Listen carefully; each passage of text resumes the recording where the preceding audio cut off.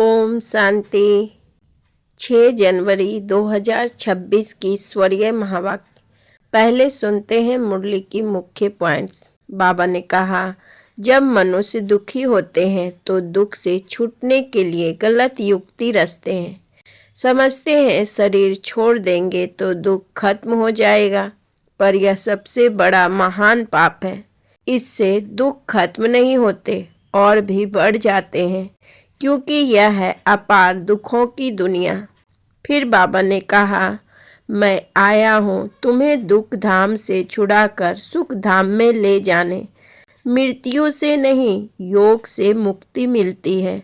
शरीर छोड़ने से नहीं, पाप को याद करने से शांति मिलती है।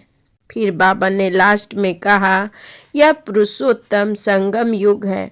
बाप को पहचानो, राजयोग सीखो और देवता बनो। अब सुनते हैं महावाक्यों को विस्तार से। मुरली का सार। मीठे बच्चे, ब्रह्मा बाबा शिव बाबा का रथ है। दोनों का इकट्ठा पाठ चलता है, इसमें जरा भी संशय नहीं आना चाहिए। मीठे बच्चे, ब्रह्मा बाबा शिव बाबा का रथ है। दोनों का इकट्ठा पाठ चलता है, इसमें जरा भी संशय नहीं आना चाहिए। प्रश्न, मनुष्य दुखों से छूटने के लिए कौन सी युक्ति रचते हैं जिसको महापाप कहा जाता है? उत्तर, मनुष्य जब दुखी होते हैं तो स्वयं को मारने के, खत्म करने के अनेक उपाय रचते हैं। जीव घात करने की सोचते हैं, समझते हैं इससे हम दुखों से छूट जाएंगे, परंतु इन जैसा महापाप और कोई नहीं। वह और ही दुखों में फंस जाते हैं, क्योंकि यह है ही अपार दुखों की दुनिया। ओम शांति। बच्चों से बाप पूछते हैं, आत्माओं से परमात्मा पूछते हैं। यह तो जानते हो हम परम पिता परमात्मा के सामने बैठे हैं। उनको अपना रथ तो है नहीं, यह तो निश्चय है ना। यह भ्रुकुटी के बीच में बाप का निवास स्थान है। बाप खुद कहते हैं, मैं इनकी भ्रुकुटी के बीच में बैठता हूँ, इनका शरीर लोन पर लेता हूँ। आत्मा भ्रुकुटी के बीच में है तो बाप भी वहीं बैठते हैं।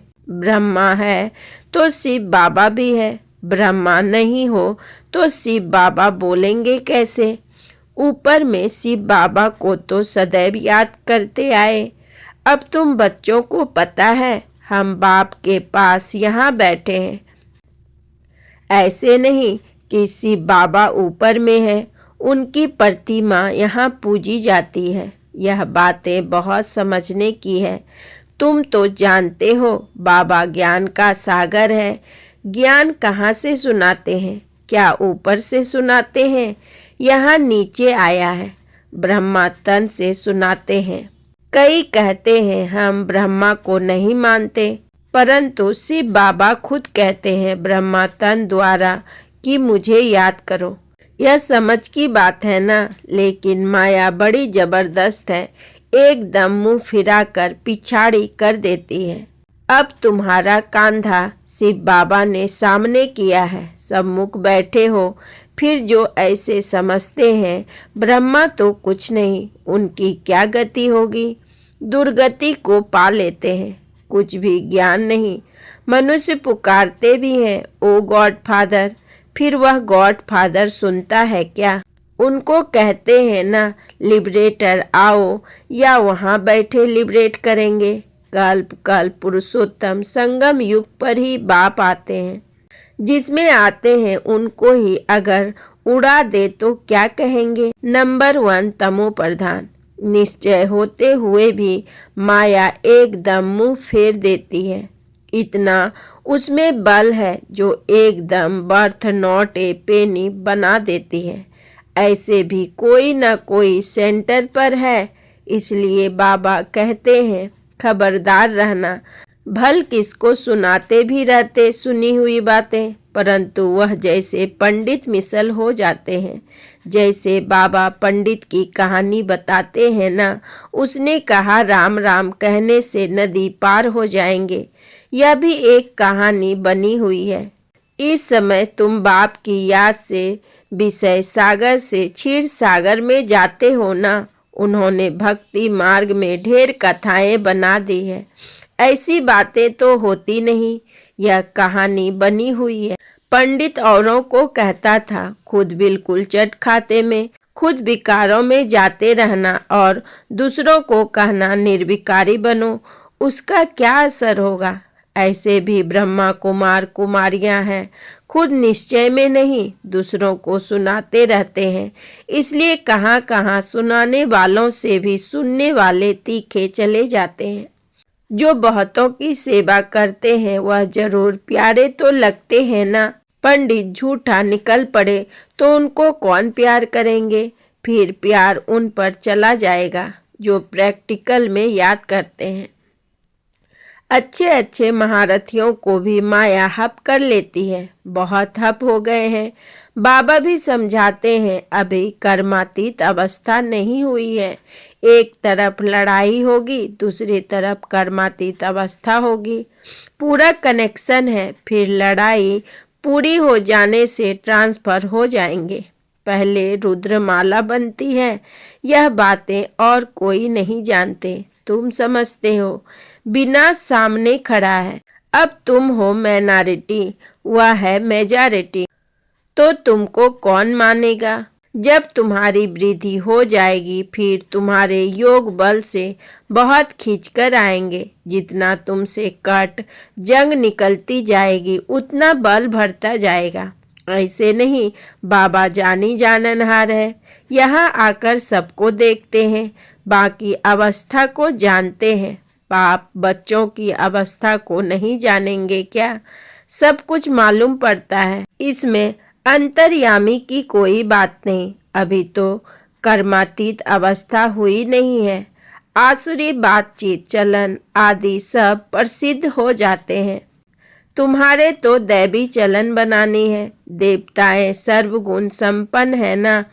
अब तुमको ऐसा बनना है। कहाँ वह असुर, कहाँ देवताएं, परंतु माया किसको भी छोड़ती नहीं है। छुई मुई बना देती है, एकदम मार डालती है। 5 सीढ़ी है ना। देह अभिमान आने से ही ऊपर से एकदम नीचे गिरते हैं। गिरा और मरा। आजकल अपने को मारने के लिए कैसे कैसे उपाय रचते हैं। 21 मंजिल से कूदते हैं तो एकदम खत्म हो जाए। ऐसा ना हो, हॉस्पिटल में पड़े रहे, दुख भोगते रहे। 5 मंजिल से गिरे और ना मरे तो कितना दुख भोगते रहेंगे।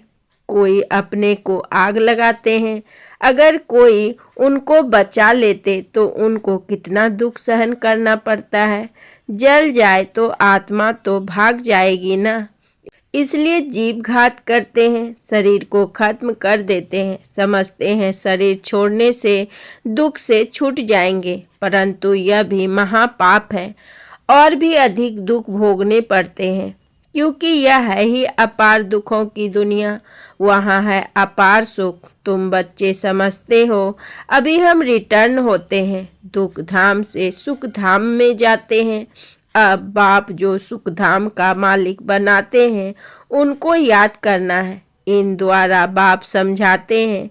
चित्र भी है ना, ब्रह्मा द्वारा स्वर्ग की स्थापना।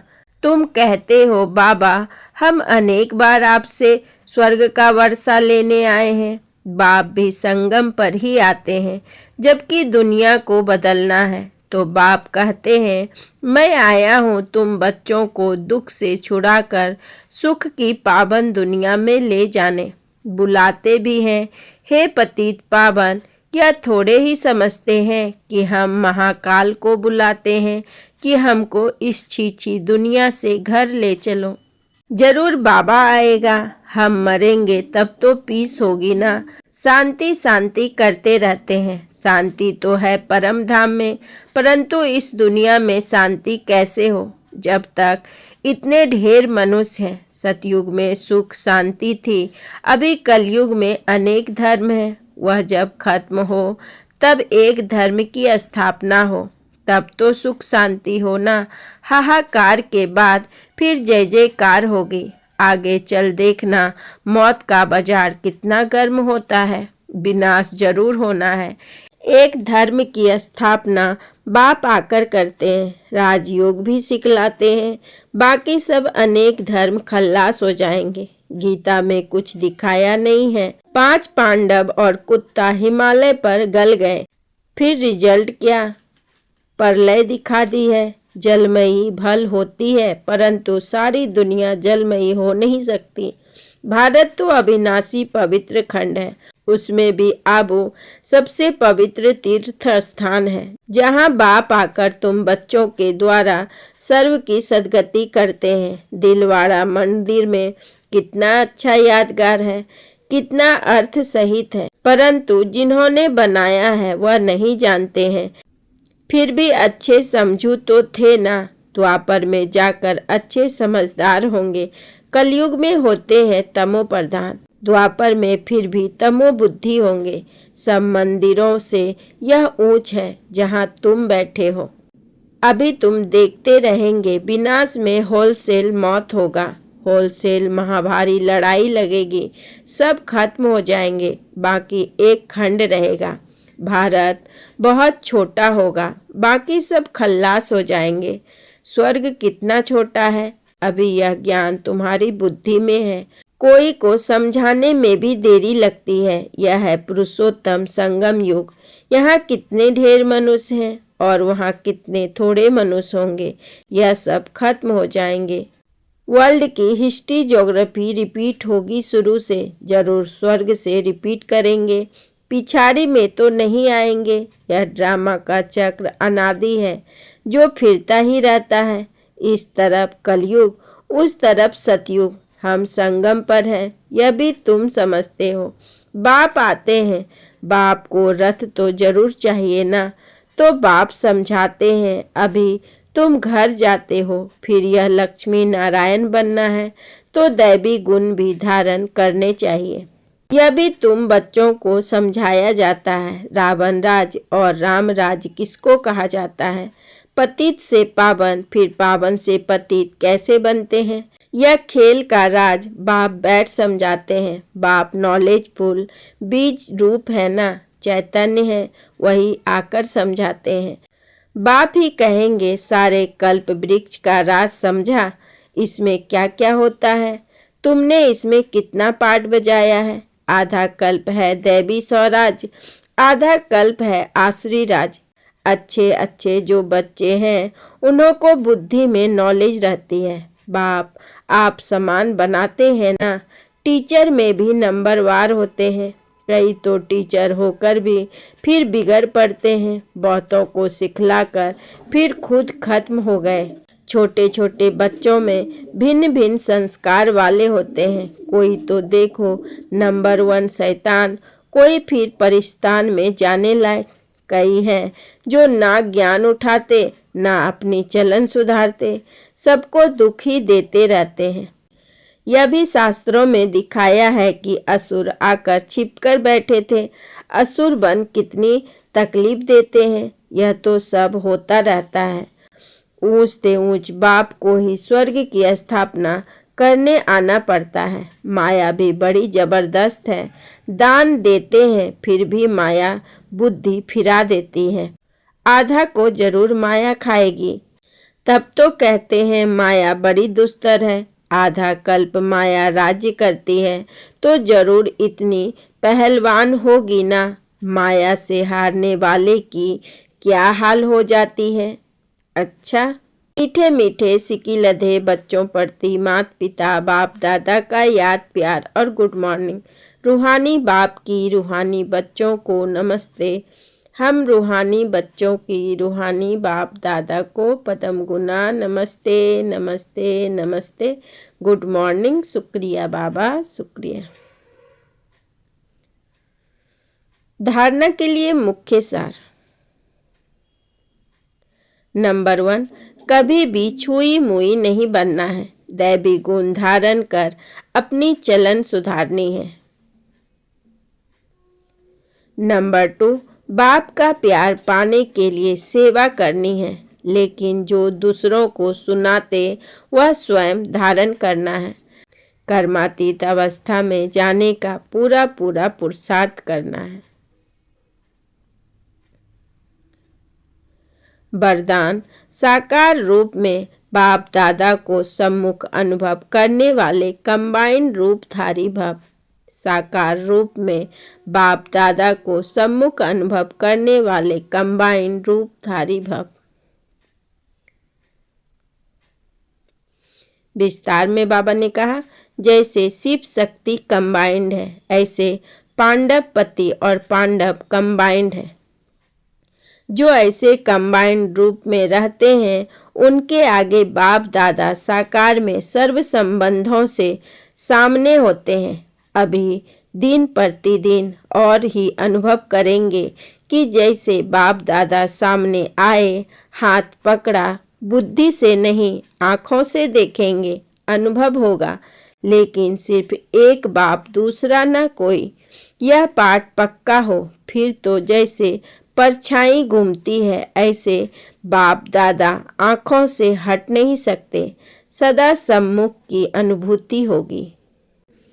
स्लोगन, माया जीत प्राकृतिक जीत बनने वाली श्रेष्ठ आत्मा ही स्व कल्याणकारी व विश्व कल्याणकारी है। माया जीत प्राकृतिक जीत बनने वाली श्रेष्ठ आत्मा ही स्व कल्याणकारी व विश्व कल्याणकारी है। आपको आज की मुरली का सार कैसा लगा कमेंट में ज़रूर लिखकर बताएं। आपको आज की कौन सी पॉइंट सबसे ज़्यादा टच हुई? अगर वीडियो अच्छा लगा हो तो लाइक, शेयर और सब्सक्राइब करें। कल फिर मिलेंगे नई मुरली के साथ। ओम शांति।